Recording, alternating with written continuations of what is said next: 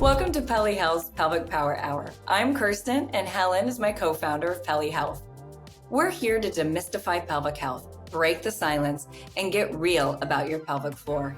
With insights from medical experts and holistic practitioners, as well as stories from real women, we are here to help you empower yourself with the knowledge your body deserves. Having spent a career in top national security positions, Elana Broitman was astounded to find herself marginalized and ignored when she hit her 50s. After seeing the women in her family overcome incredible obstacles as refugees and meeting amazing women activists and leaders around the world, Elana was not going to stand for it.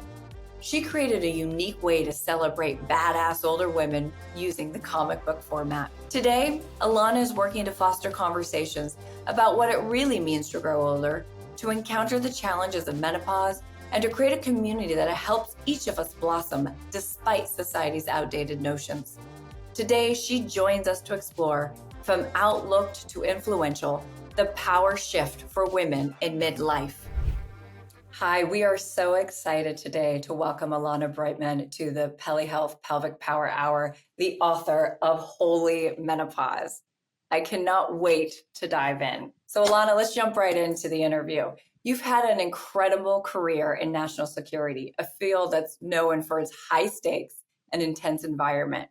How did that experience shape your perspective on aging and visibility for women? Thank you. And thank you both to Kirsten, Helen, and Telehealth, the whole community for welcoming me here. What you do is so important. And I couldn't be more honored to be part of this conversation. So yes, I've really worked at high levels of national security in the US government. I've had the honor of working for a leading senator who's a woman. I've had the honor of working in the technology field where the seminal technology policy organization, the first in the world of its kind, was chaired by a woman. I've seen secretaries of state from both parties, and with a nod to the UK, obviously you all have had some tremendous women leaders. And so coming into my career in my early 20s, I thought, oh, well, we're done with all that stuff I heard about. The glass ceiling is broken. And in fact, that was my experience the first couple of decades. In my mid 20s, I was counsel to a Congressional House Foreign Affairs Committee, which means I was meeting with leaders of nations. Wow. I was at a high level of the Pentagon in my late 30s, early 40s, where I controlled hundreds of millions of dollars, oversaw of investments in the latest technology that would help the U.S. national defense base, all in those early days. And then things really started to shift. And at first it was really bewildering because I did think the first couple of decades of my career that, oh, it's done. I'm at the table, and I was at the table. Yeah. And then it really started, when it started to shift at first, it was so bewildering, and that I thought, surely it's me. I must be getting something wrong. And when I realized what was really going on, I think I hearkened back to everything I'd witnessed in those early decades to say, I'm fighting back. This is not the way it's supposed to be. Yeah. Thank you for sharing that. And what was it that you were starting to observe during that period, right? You were looking back on these decades, right? You had this seat at the table and you started to then notice the shift. What was the shift? And then what was that point where you said, all right, enough is enough. I need to change this narrative. Can you talk Yeah, about that? yeah, totally. Again, it was one of those. It started, and then I was just flipping out, and it happened fast.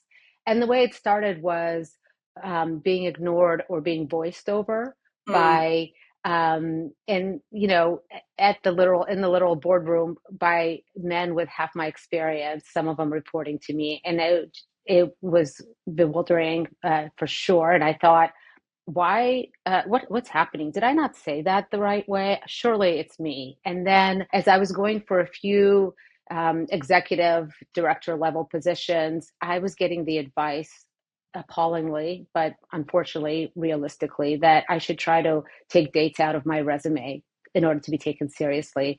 And I did see, again, being passed over in that way. And over and over, there was an age issue, and in some cases a gender issue. And as I started to talk to other friends, I realized this isn't just me. And then of course in, the our personal lives, I have to like just admit one thing. I Yeah. hate the term ma'am. I really hate it. I feel like it puts me in the boring box. you know, I don't uh, want to I don't want to be ma'am. Like, I know I've got your respect. You owe me your respect. I don't want be. to Yeah. be like in that, little bitty kind of, anyway, maybe too much information. Maybe other people don't feel that way. And so I think it was especially the work climate. And then, of course, that was before even a little bit of menopause started to happen. And then menopause hit. And then I just feel like I was in the middle of a tornado. The brain fog, the heat, some of the stuff that's obviously in the book just made me feel less adequate in my professional life. And that's when I started to get kind of mad and think about, oh, I can't take this. I have to speak up. But I really wanted to speak up in a different way, which, is what the book is about. All right, so let's jump in to the book Holy Menopause. Holy Menopause. I can't even say the word right now. It's part of menopause. Part of These menopause. things happen.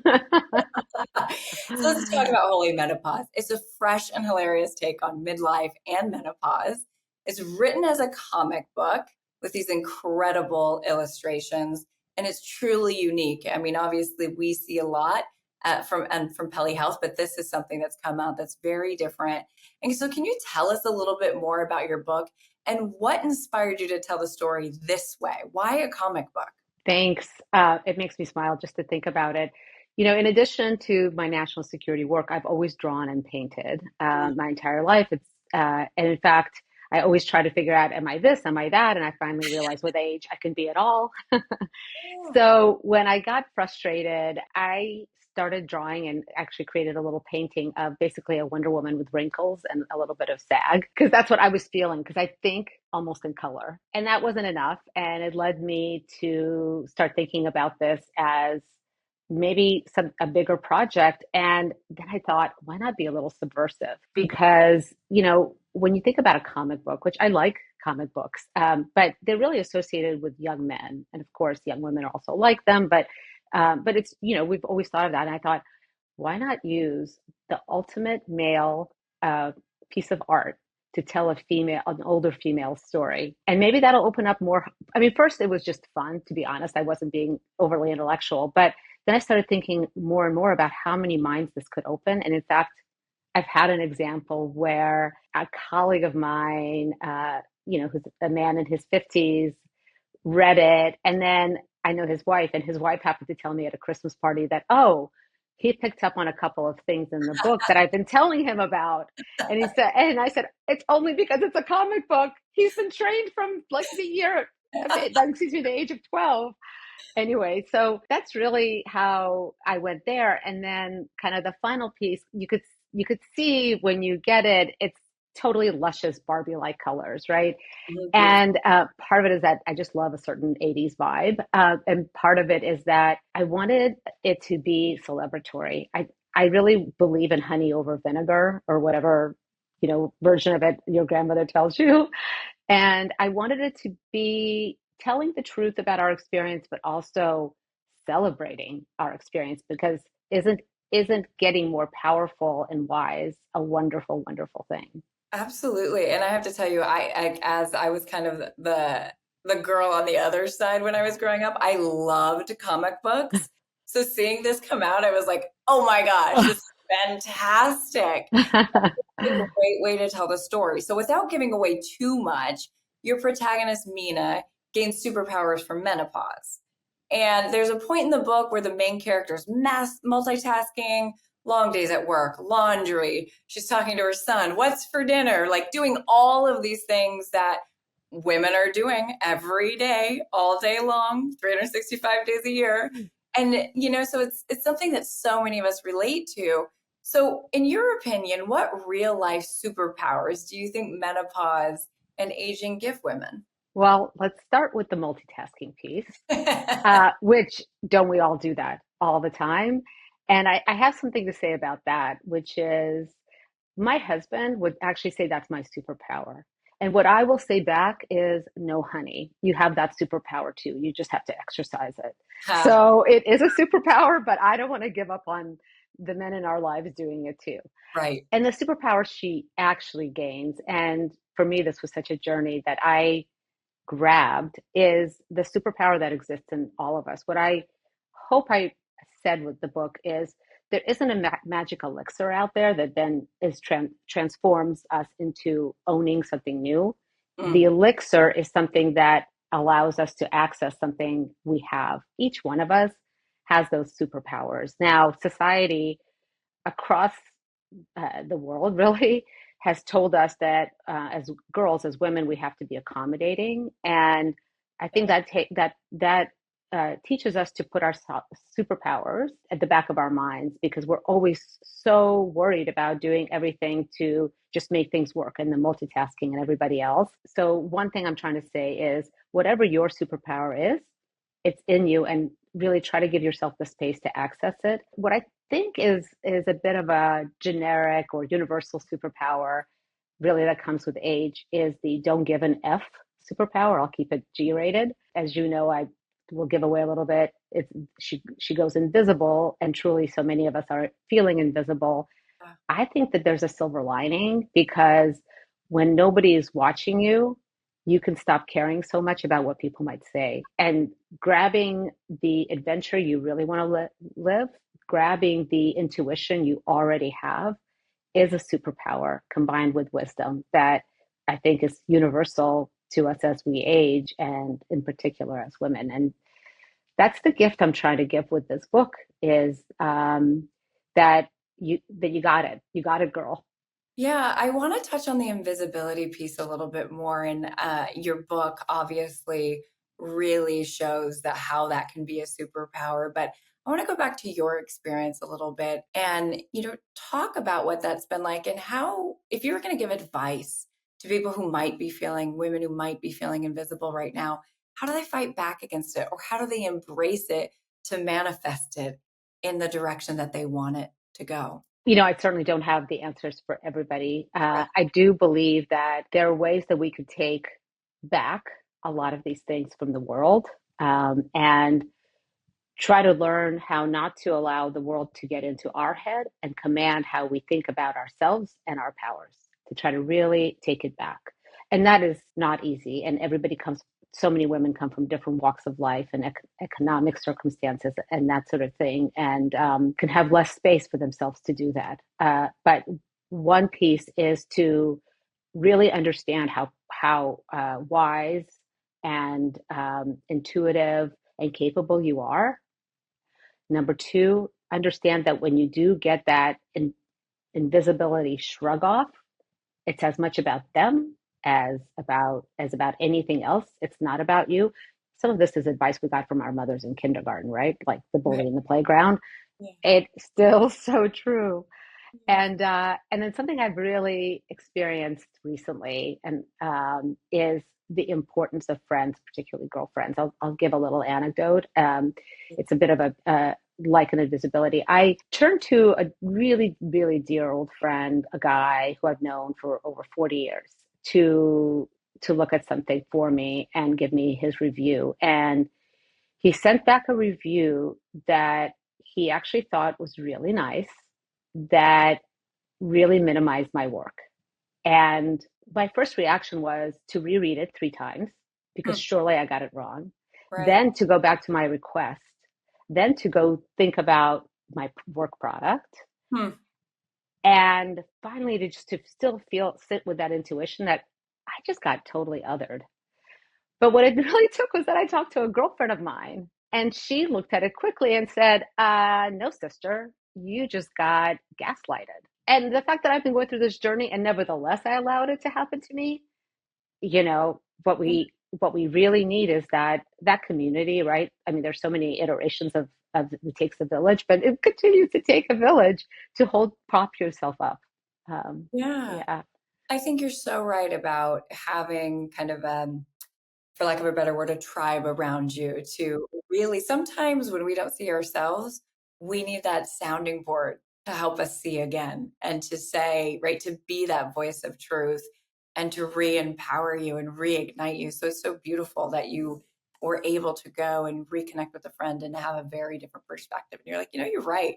Yep, I'm going with this. I knew I Yeah, was right. And sometimes we just need that little vote of yeah. confidence with us. I'm going to use your word reignite. I think it's the minute you said it, I just had this vision of the little lighter, like Yeah, maybe at a concert, right? Like a bunch of lighters, and everybody feels like a community. Yeah, yeah. I love that. Love it. I love it. Let's talk about money, power, and aging, especially for women. So, what are some of the biggest financial and professional challenges women over 50 face from your perspective, and how can they push back? Yeah, no, thank you. I'll start even before 50. Obviously, the conversation about work versus family is Oh, there from the early days of your life as an adult.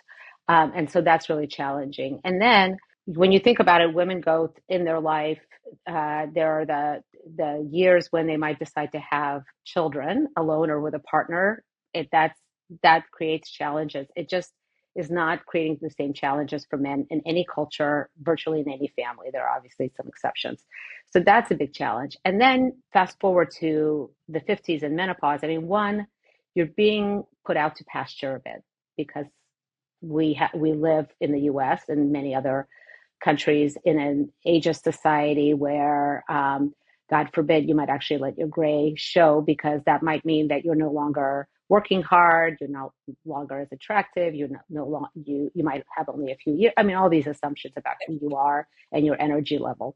There, all of that happens. And second, of course, as we know, in the workplace, just as Mina had experienced, you just get these floods of heat flash and what about the heat that emanates from your scalp and that churns, like the little bits of your roots a little curly, and all of a sudden your all the work you put into your hair that morning in order to look professional goes yeah. awry. Yeah. The brain fog in the middle of a presentation around simple words. All of that is happening when you're literally at the top of your power. It just makes it really hard. And I don't think any of us can or should be expected to stand up on our own. I think this is a movement. Telehealth has been incredible in really fostering this movement around the health side. And as I told you, you're giving me ideas for another book around that. I'm hoping that Holy Menopause could be part of that work to to create that cultural movement. Certainly in the U.S., which I know best, to have greater equality, financial equality for women at our age. And it is legislation that needs to change. It is regulation that needs to change, but it's also very, very importantly culture. You cannot legislate away in the internalization of ageism. And I think plenty of people they're not being mean. They don't realize it. It's just so internalized. So these conversations and creating that movement of women doing this together as a tribe and not on one is what's really important, what I'm hoping to foster. Yeah, and I think you really are. I mean, I think all of this, I think, we sit in the femtech movement, right? Pele Health does, but it's not just about a company or a technology. It takes the entire body of work, for lack of a better way to put it. It's the businesses that are moving forward, it's policies, the conversations. I really do think it begins with those conversations, like you're saying, right? Like what was hush hush, my grandmother never spoke about, right? Even my own mother was quite quiet about it. Her menopause came early post cancer in her 40s, but never said a peep about it, right? And so I think as your book starts to push forward, right, that conversation in a comic style way, and we start talking about things differently, those cultural shifts begin to happen amongst women, but also amongst men, right, as we start being more open about these things. And so, one of the things I want to ask you around the stigma and around that cultural shift is, why do you feel that it's important to start addressing this for girls and young women? Which I love because I think this book does it so, so well. Thank But back to you. Yeah, no, thank you. I think education about menopause should be part of health education in middle schools and high schools, and not just for girls, obviously, because we need boys to be ready to hear this. 100%. I didn't get that either. No one ever talked about it. I mean, frankly, when I got my period, I thought I was dying because nobody ever talked to me about that either. So we need to have these conversations, and a lot of it is for young women to understand how to plan out their life, even if they're not planners, and I'm certainly not a planner, but knowing what what is going to be happening to you for many, many decades. We're so lucky to live longer. And but that means it's with us. And as we've learned from plenty of doctors, it's with us for life. It ain't like the 3 or 4 years that you're experiencing some extreme symptoms. So whether it's, hey, what are the conversations to have with your doctor? To how do you think about your work-life balance when you're going through certain years in your life that are going to really impact you. Even, and I've just started to read about this, that the ethnic differences in how women experience menopause, cultural and ethnicity, and that it's really different. And let's not just think that we're normalizing one standard, because we need to have a diversity of our voices and research and pushing for that research. Those young women, it's not just planning for themselves. Those young women are going to be able to impact in their 20s, their 30s, their 40s, what might be happening with our policy, with our health research. So I want them to be in that tribe, that army of Yeah. voices. Yeah, I love that. And I think, that's something we can really relate to is, whether it's menopause or pelvic health or fertility or autoimmune disease is another great example, Yeah. right? Where it's, disproportionately impacts women. But if we start to have that education earlier for young women and girls, the decade ripple effects are incredible. And we've seen it in other areas in our culture. So for me, I always think like it's becoming what's happening now is something that's unfolding. And yes, we might get frustrated that it doesn't feel fast enough, but it's happening. And it's so impactful. And your book is a piece of driving that Thank movement you. forward. Can I just put another piece in? And that's Yes, please do. it's a plug for pellet health, but I really, really, really, truly mean it. Which is, I have a sister who's a bit younger than me. She's already in her 50s as well, and we were having dinner so that and I was signing the book for her. Oh, And because we were in in the conversation about menopause, which we've never talked about, and we're close, I wow. actually learned from her that she had been experiencing pelvic health issues, and she Wow. told me what she was doing about it. And then I was like, my symptoms are not as bad as your symptoms, but I've just been like DIYing some situations because I was like, oh, this doesn't feel quite right. And so now and then I came home and I told my husband about it. And he's like, yeah, let's figure this out because I want you to, be comfortable and enjoy yourself. I mean, you know what I'm talking about. But anyway, it's my little sister. I'm so used to being the bossy big sister. I had to learn from her because it just never occurred to us to talk about it. And so what you're doing is, oh my gosh, I can't even say how important it Thank you. Thank you so much. It sounds like we are definitely both doing is. great work in this space. I love that you were talking to her about this, and it's incredible. And no matter how close we are, even with our friends, our family, that these things don't come out until, right, you're signing your book. You're now this conversation's open up, which then opens the door to so many other things. And it's my hope with Pelly Health and with Holy Menopause that as women read this book, you start to have those conversations just like what you did with your sister, and it starts to change, and it's about, this is what I'm feeling, and let's figure out how to find some solutions. How do we continue to go forward? And hopefully the two of you now will have these conversations with more people, right? And I know you already are as the author of Holy Menopause, but I love it. Thank you so much for sharing that. One thing I also love, Helen and I both love about your book, is you really take the comedic approach to talking about the real struggles in menopause. And it's something that we really see as a tool to help kind of destigmatize, right? Or disarmor. Humor's a way in. So why did you pick humor for telling this story from Yeah, Hope? thank you.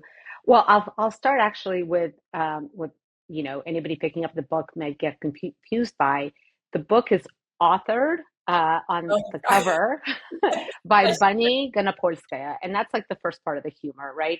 Ganapolskaya is actually one of my grandmother's maiden names, so it's a bit of an homage to her. And Bunny is like a stand-in for a really funny, like older lady who lunches, right? And we thought, and I thought, I was talking to a friend, I thought, how funny would it be if one of those, Lily Pulitzer kind of lunches in Florida would oh my actually be God, talking about this?